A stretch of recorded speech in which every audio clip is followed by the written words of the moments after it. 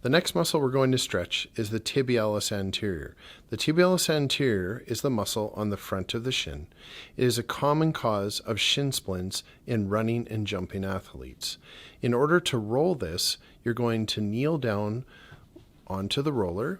In this case, we're going to be rolling the right tibialis anterior. Cross the left leg over top of the right to increase weight onto the muscle. Slightly turn your body so that you're not rolling onto the bone.